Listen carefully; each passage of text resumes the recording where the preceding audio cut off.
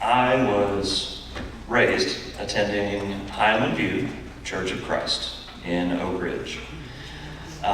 We were there as a family, in part because my Meemaw Kofer, God rest her soul, had some very firm ideas about what should and should not go on in the church.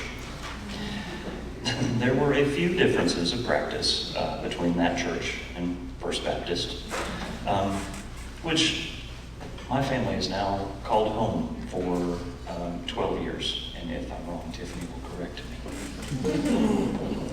me. You likely know what those differences are, or other denominational disagreements with other denominations, but what I want to talk about is the similarities. I believe quite deeply that those are more important, and I think that my grandmother would agree on that. So as much fun as it clearly is to have instruments in church music, sorry, Meemaw, what really drew me in and has kept our family here was a sense of welcome, a sense of community, a feeling of charity and empathy. It was quite simply love, both expressed and demonstrated. As I was growing up, I knew quite clearly that the adults in our church cared about me as much as my own family did. They devoted so much effort and so much time to us. That is what I see in this church every week. In our care for our children while we worship and while we play, and in our care for each other in pain and in joy. And more than that, I see people devoting their time to helping the community around us, whoever walks through our doors, and anyone we hear about in need. And it's hard to express how special and wonderful I find that to be. We are many things at First Baptist. We are informal. We are musical, some of us more than others. We are silly and funny and joyful. We are helpful. We are thoughtful. We are welcoming and inclusive. We encourage and nurture our members who have spiritual gifts, whatever those might be. We are giving. We are reverent. We care for those who are hurting. We are faithful. We are, in short, almost everything I think Jesus tells us to be. And where we are not always, we are trying. I am so grateful to be here, trying, and for the friends and family we have here, and a place to call our home. I am grateful to be asked and to serve as a deacon of this church, if you so will. I will do so to the best of my ability, and where I may fail, I trust my friends to love and help and lift me up. And that is an overwhelming gift. Thank you.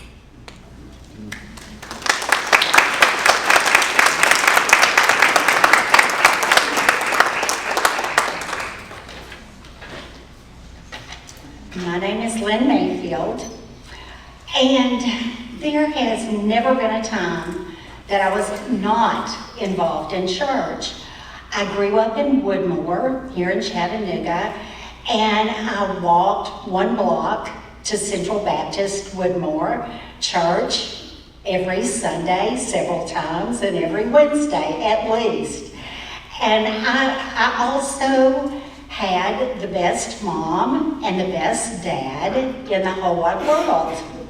My dad gave me the love of our Father's world and the love of family and how important it was to take care of each of those.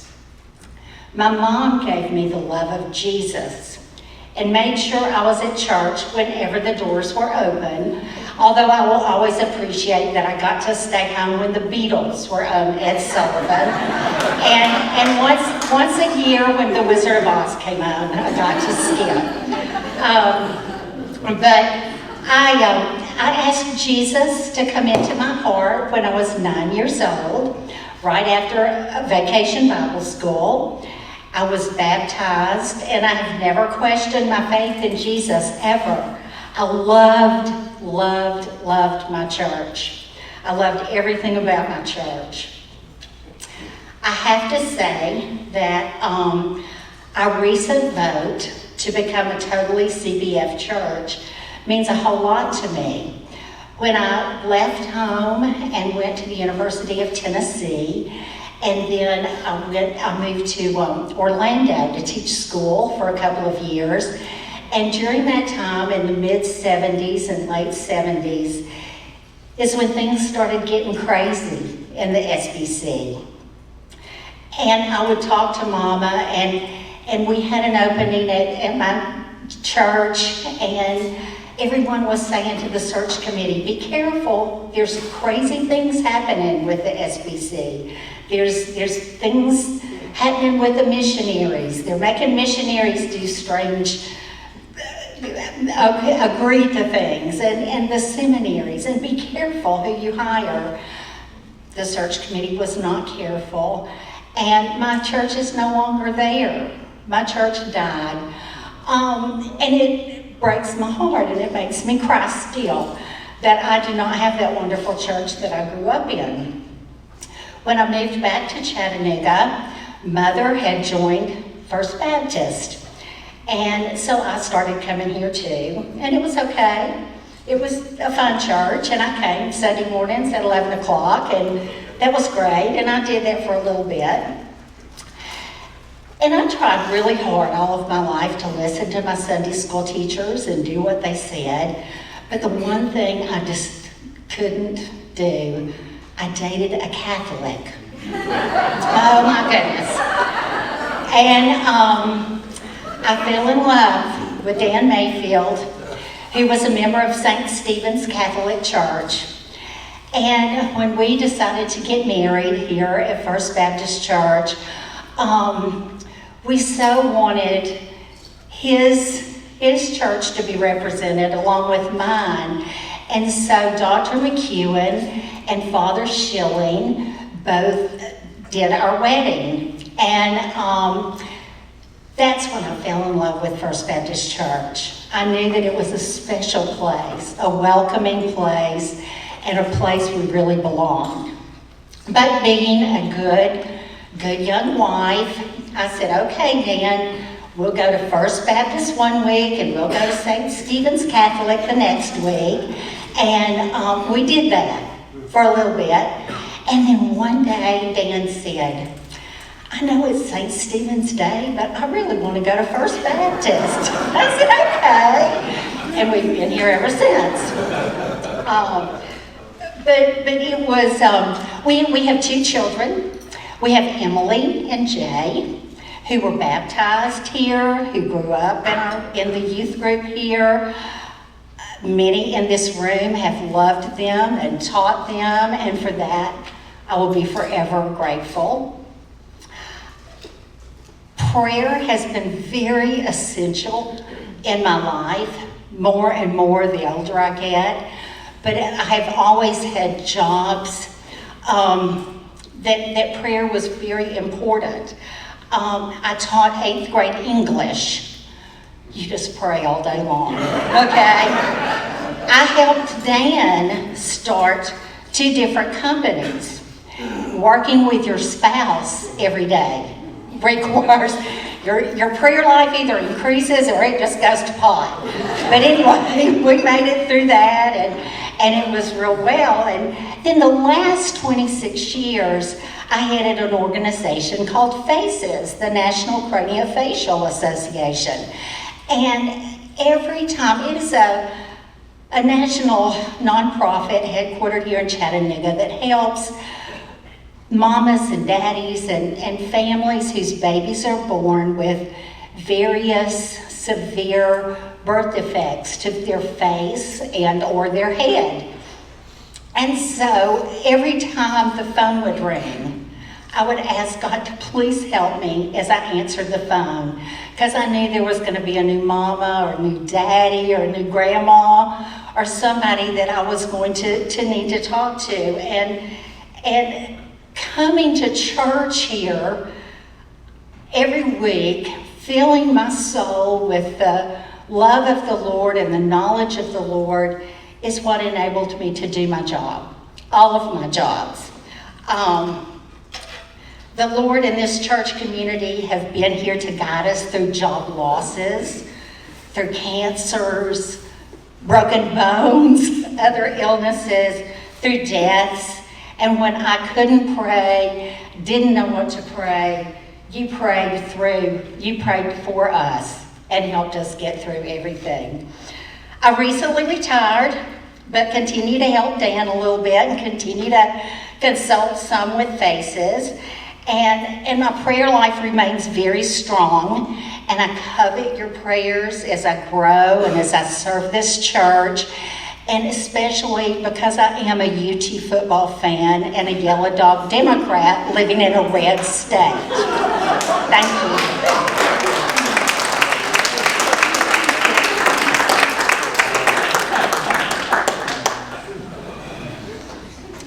Well, good evening. I'm Jan Varnell, and it's an honor and privilege to have been asked to serve as a deacon at First Baptist Church. While a bit nervous, I will gladly share my Christian journey with you. I'm the baby of 3 girls. I grew up in Kenmore, New York, a suburb of Buffalo. My mother was raised as a Quaker, my father in the Methodist Church. They were married at Quaker meeting.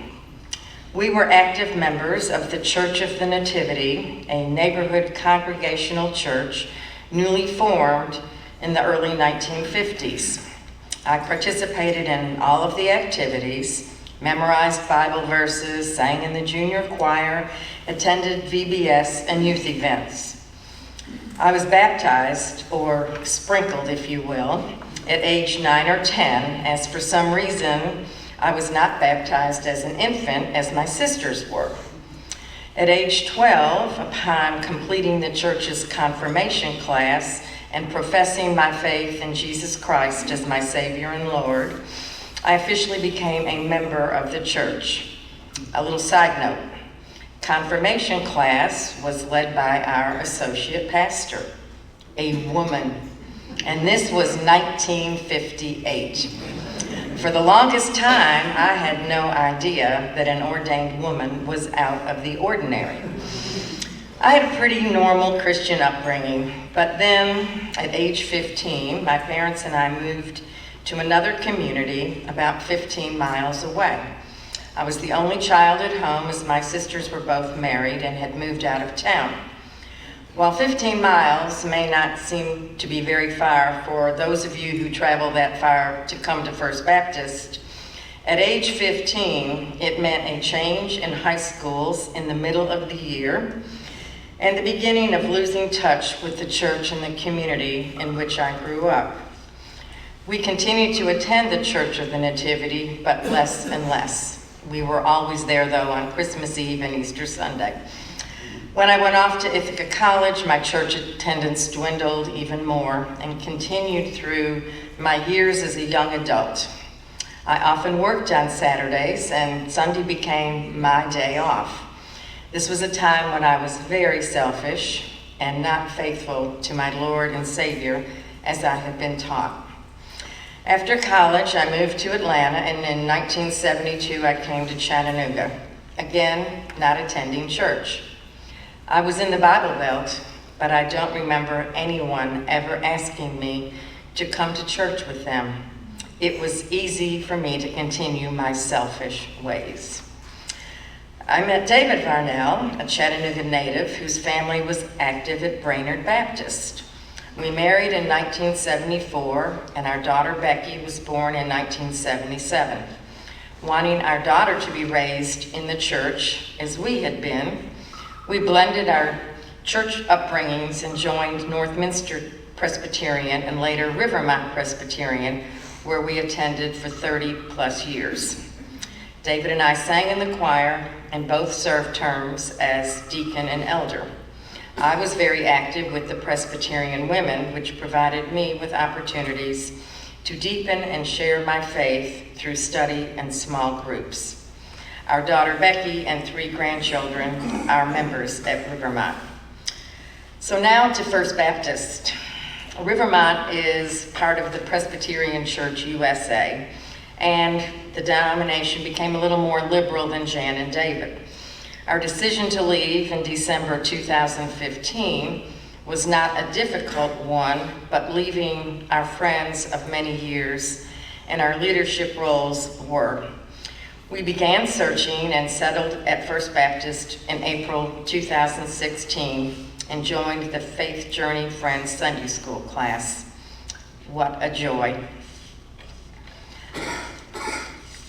I volunteered to help with VBS that summer and have continued each summer since.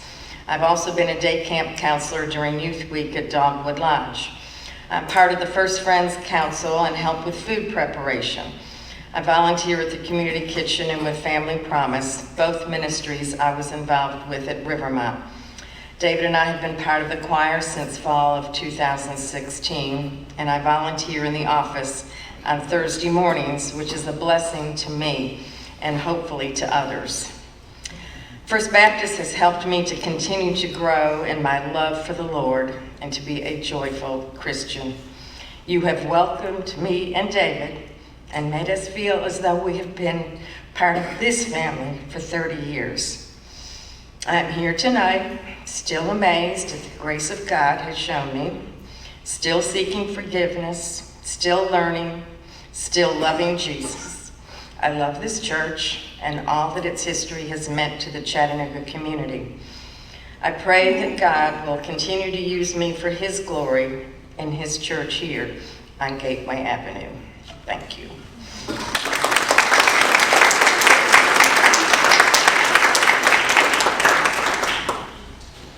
Hello. I'm Mandy Pickett.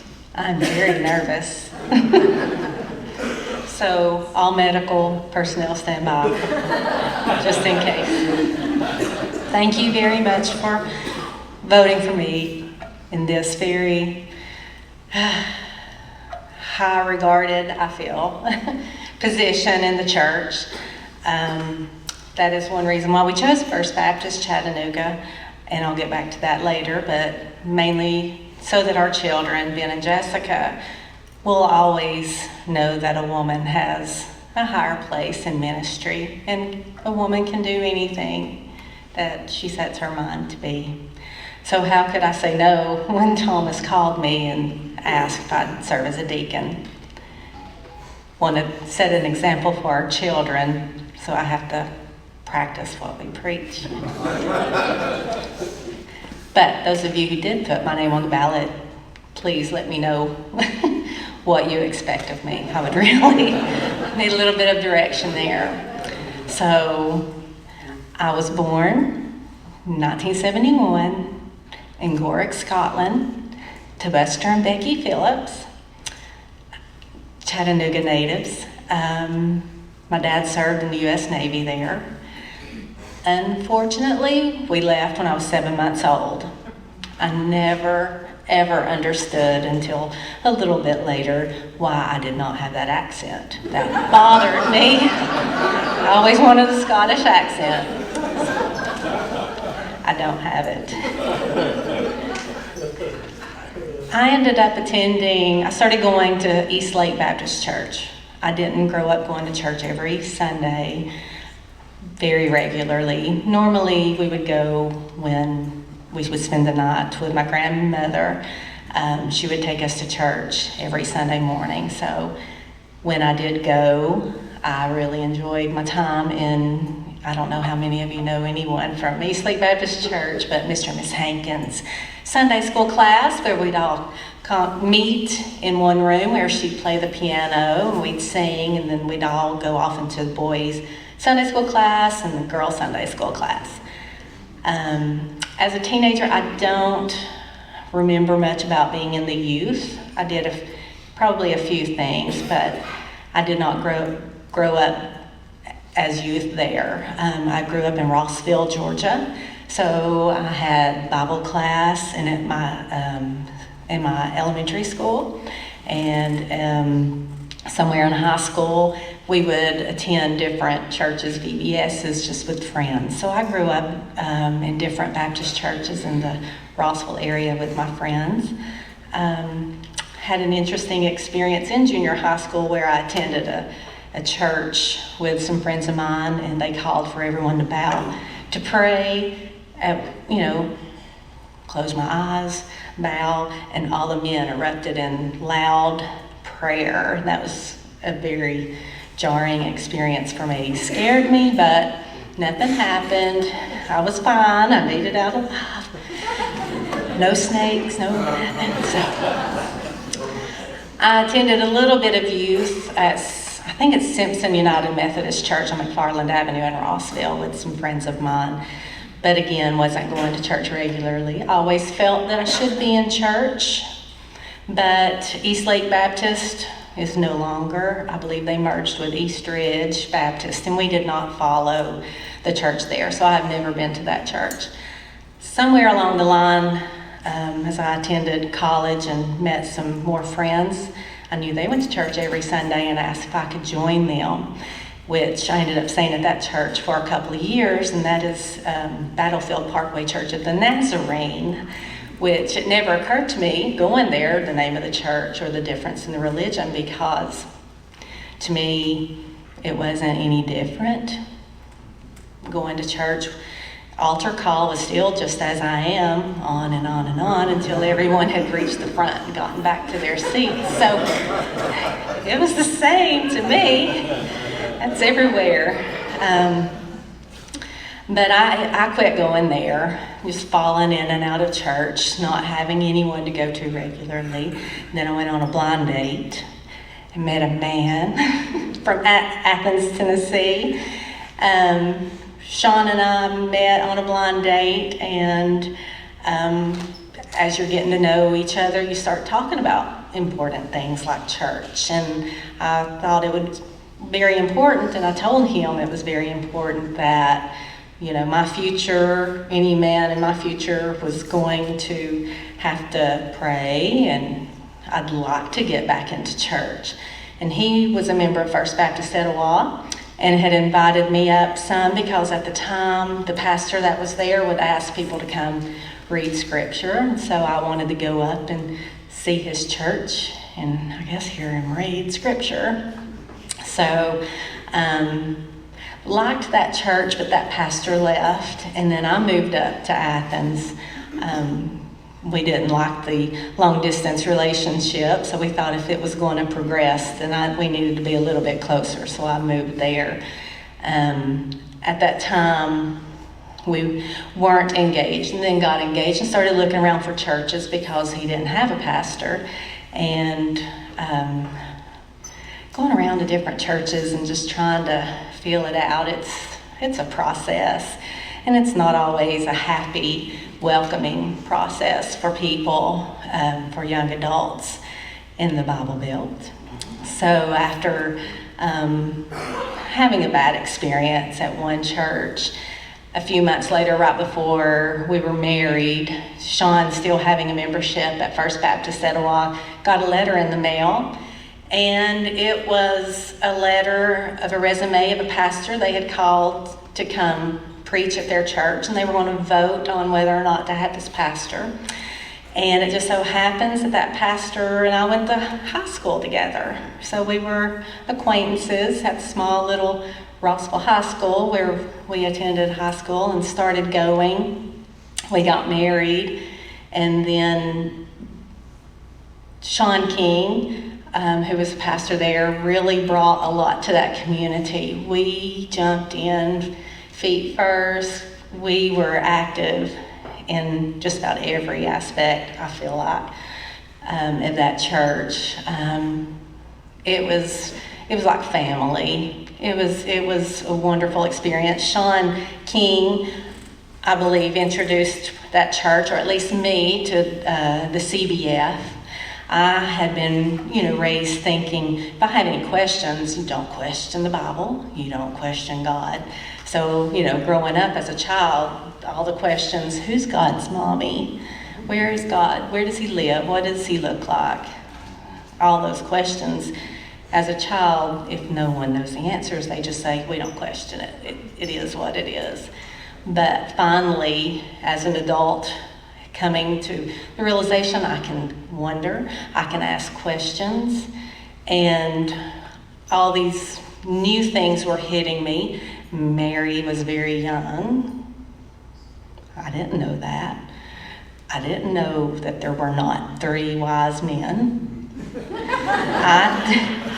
No one we had never had that discussion. I mean, it's in the songs, we sing it, so. But things started making sense. And I started enjoying going to church and not feeling like I was bad and someone was preaching at me and I better buckle up or I'm out. But that church was with us through good times and bad times. And that pastor left, and I did get to serve on a pastor search committee for what seemed like hundreds of years.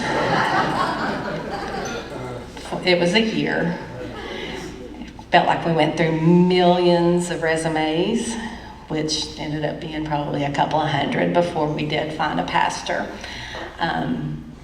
That pastor his first Sunday at that church was the Sunday after Ben and Jessica were born. So he was right there at the hospital and was able to be a part of their dedication. When Sean got the job down here in Chattanooga, we knew we were going to be leaving. I was coming back home.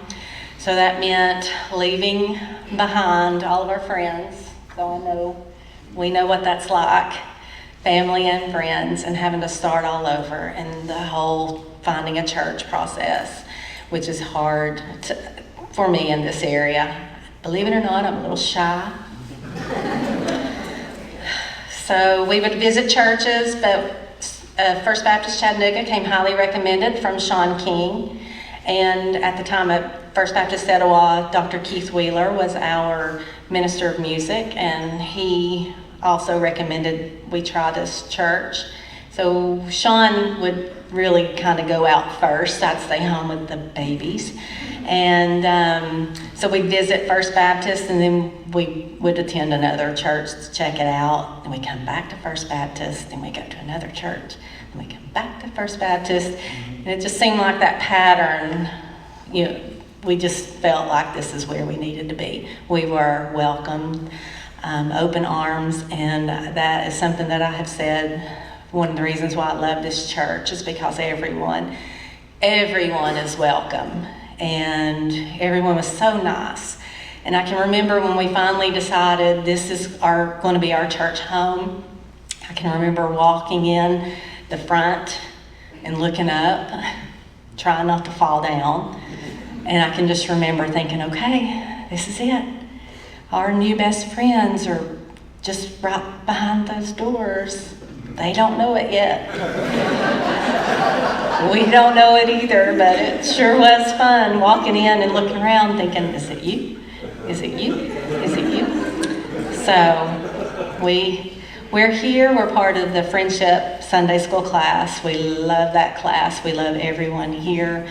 And thank you again for making us feel welcome, and for being a part of our family, and for being our best friends, and for loving Ben and Jessica.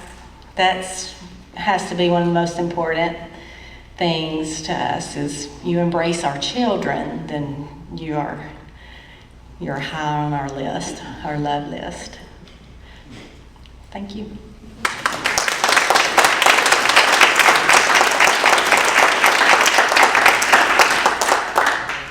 My name is Harold Lloyd, and several of you know me as Johnny Eagle.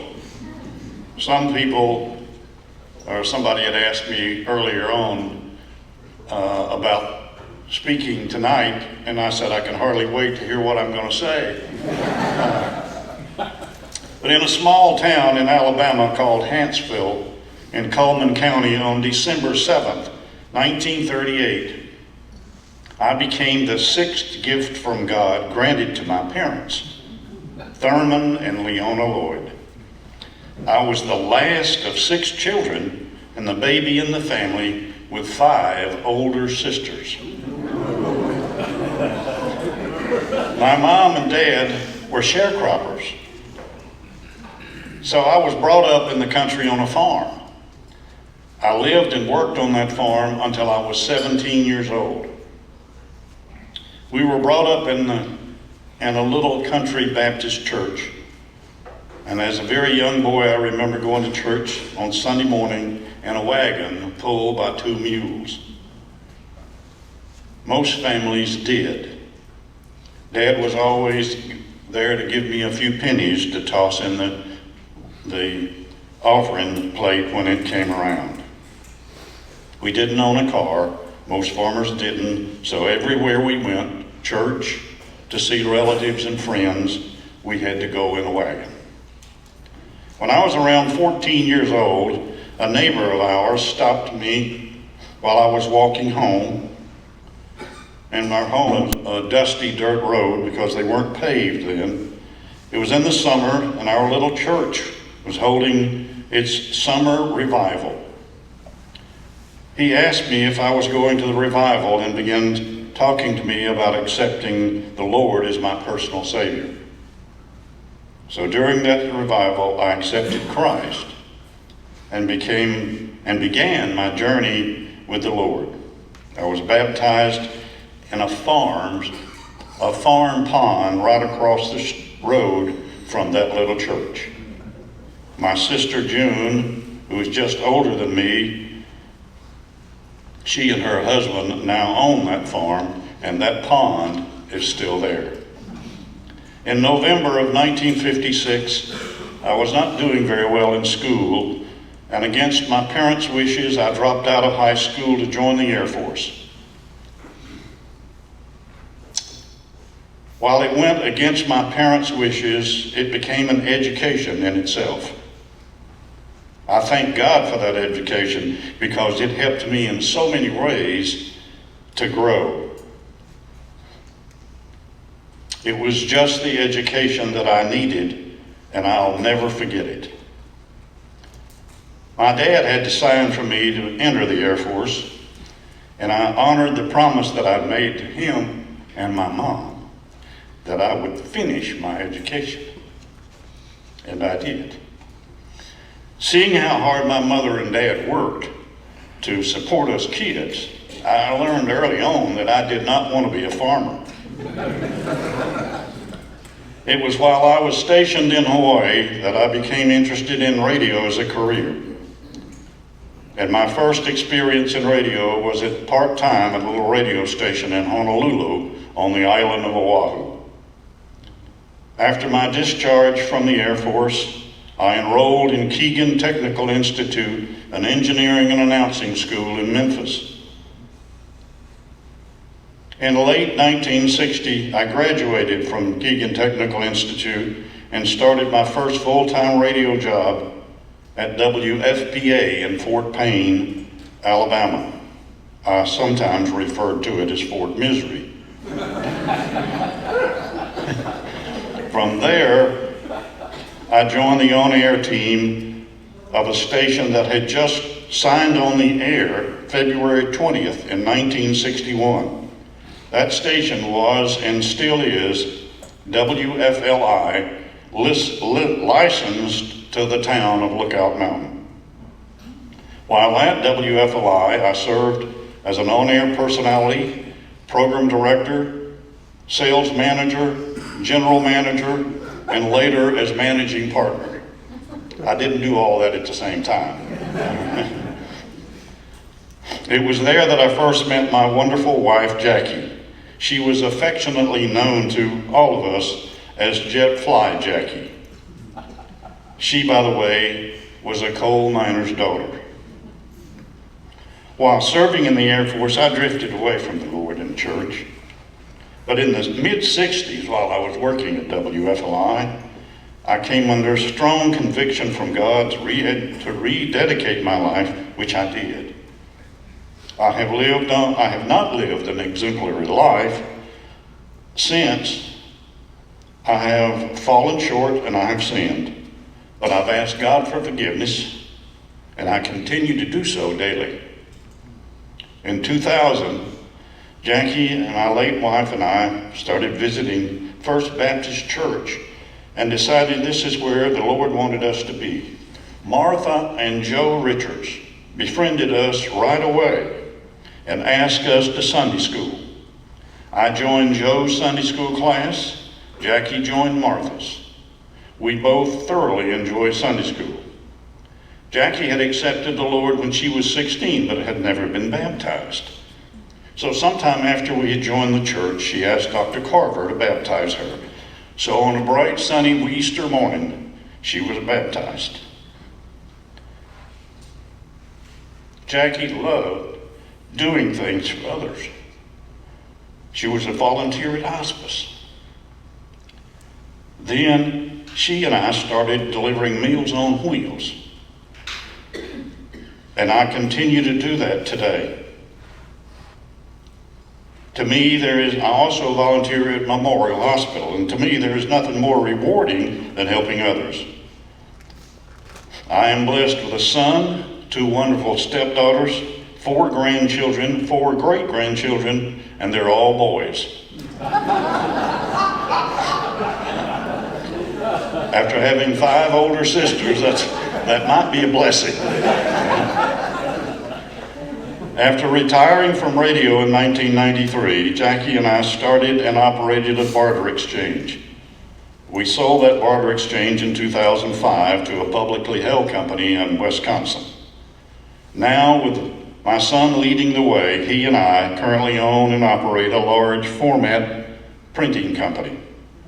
God has truly blessed my life, and I consider it an honor and a blessing to have been chosen to serve here at First Baptist Church and to continue my life in Christ. Thank you very much, and may God bless First Baptist Church.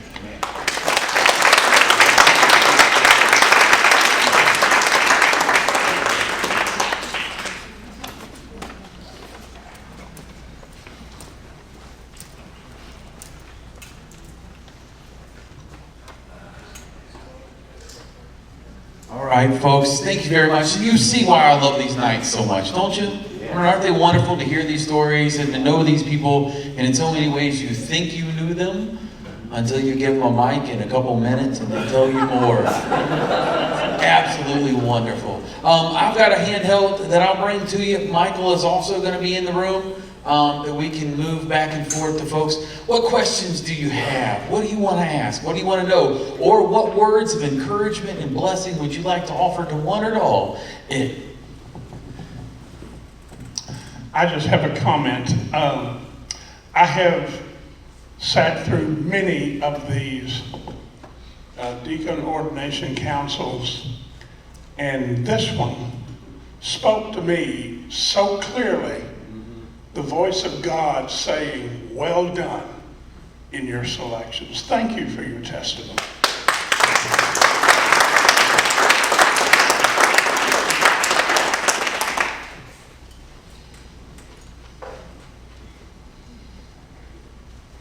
Not all at once. All right. Yeah. Karen.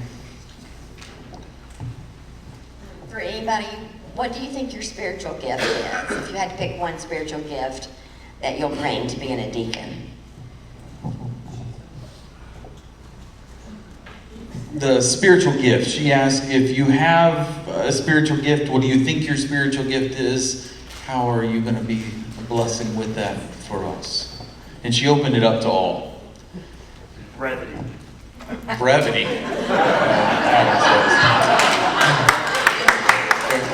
Sounds good.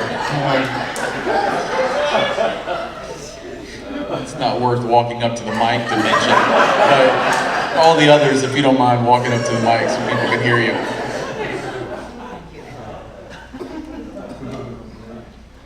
Love. Love. hospitality, It is. It is now. I was going to say friendship. friendship, Welcome. compassion.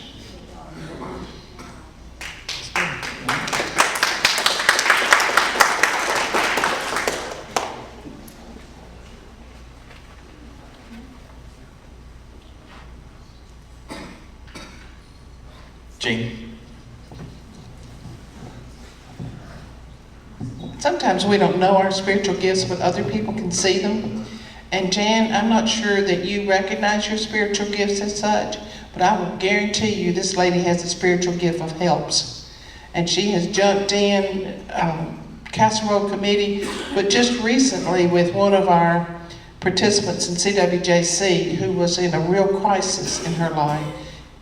Jan had only cooked supper for us that night, but she picked up on the crisis and loved on this woman for days, provided for her, took care of her. So Jan, in case you need to know your spiritual gifts, one of them is helps.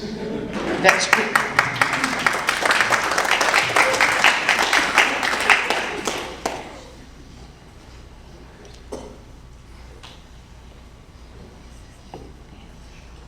Any others? Questions? You don't want them to explain the Trinity? What's the meaning of life? Sounds good. All right. Transubstantiation. That's it. Let's do that. Brevity. God's mother's name. All right, anybody's got that one? That's the one? Yeah.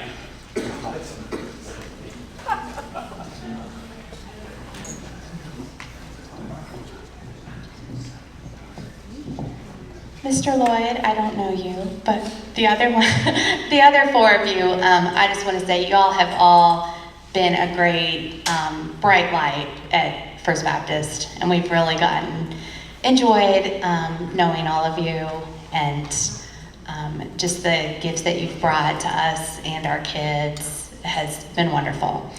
And for a question, would you like to share about someone who was important in your faith journey?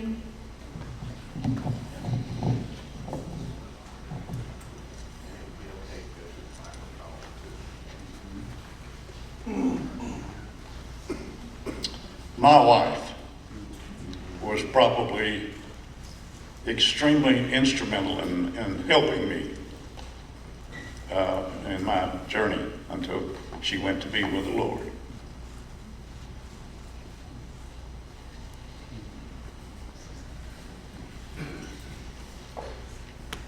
I have to say it's my mama.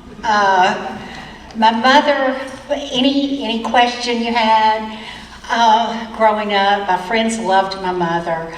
Always at my house, and any question we had, Mother could answer from the Bible, and can still this day. I'm sure we won't test you, Mama, but knows line, verse, chapter, and can just tell you anything there is in the Bible. And how fortunate to have her as my mother and have her to teach me what Jesus would want me to know.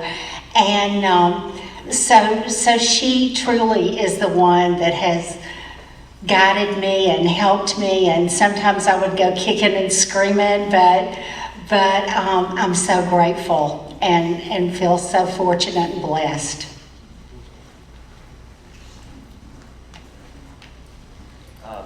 My mother's father, Papa Jack, and it may be odd to say, but I never knew him. I don't think I ever knew him step foot in a church. But I recently inherited his Bible, and that thing is falling apart. So.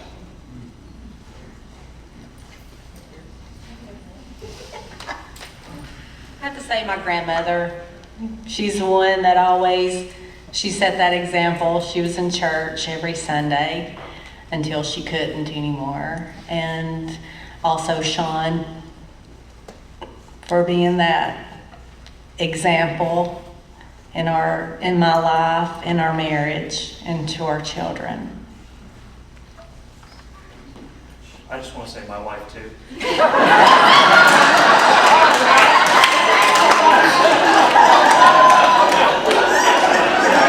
I'll talk to you later, David.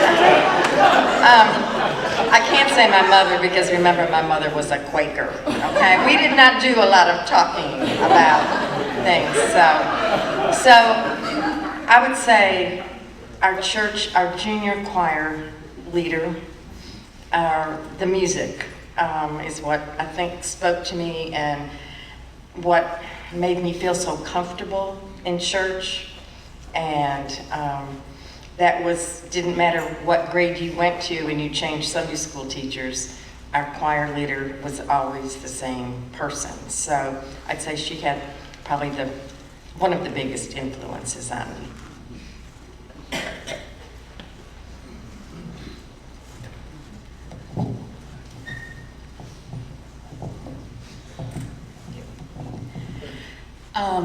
As you'll know, pretty new here, but I still feel like I can ask a question. So, what do you guys hope to learn from being a deacon?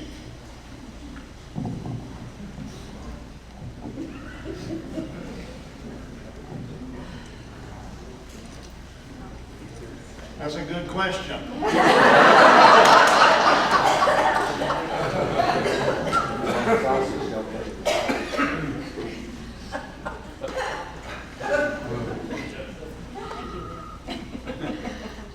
I hope that I will better learn how to serve the church, how to serve others. I want to do that, and I hope that I do that. But there are some really great examples of people now serving as deacons, and I hope that I learn what they have to share with me.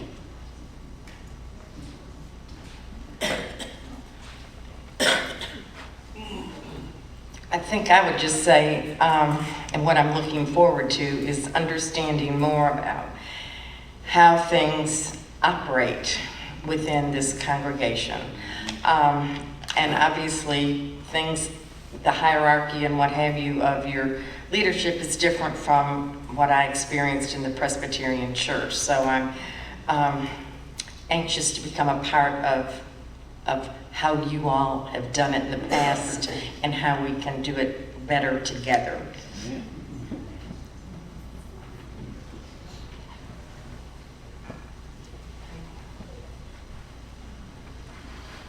I guess to learn what it means to be a deacon, to be around all the deacons, how to better serve, and how to teach my children. And why I was chosen to be a deacon, I still want to know what you all expect of me.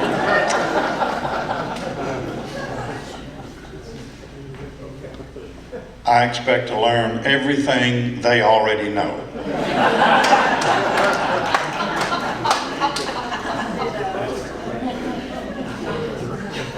I'd probably say. There you go, Jerry. This is just a comment. As you probably know, I went through a physical problem, and Jan Varnell found out about it through a mutual friend. And every Sunday for 20 weeks, she did not miss a hug and how you doing.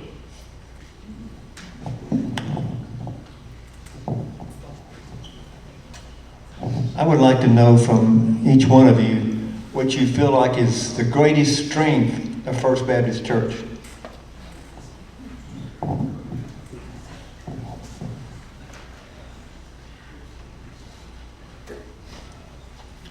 Its current leadership.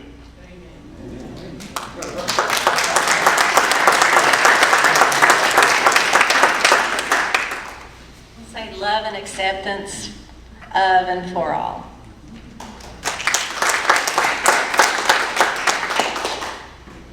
something that you are probably very accustomed to, but was an eye-opener for me, is the number of people who come to Sunday school. I have always grown up in a church and attended previously where the main service was the large attendance, and Sunday school was secondary on the list. So you might have 300 in worship, but you might have 100 in Sunday school. So one of your greatest strengths, obviously, is your educational program from the little ones right on up to all of us older ones. And I thank you for that.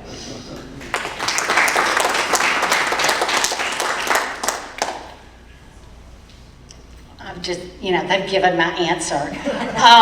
The people is our biggest strength, and the leadership is our biggest strength. And those combined, we just have an awesome church, and I just love it.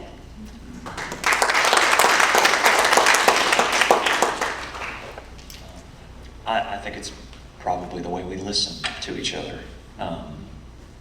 and cooperate, and through listening to each other, try to hear and work the will of God.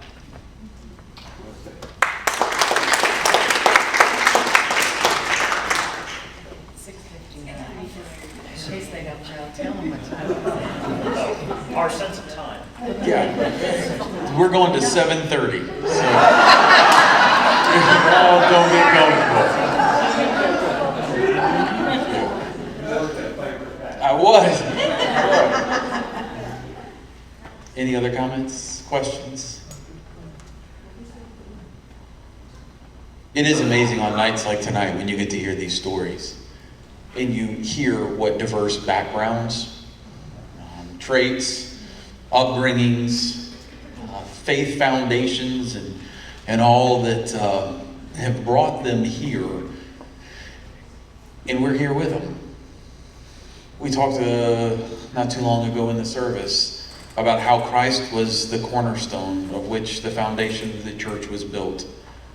In so many ways, each one of us are the different bricks that have been brought and placed upon Christ in this place.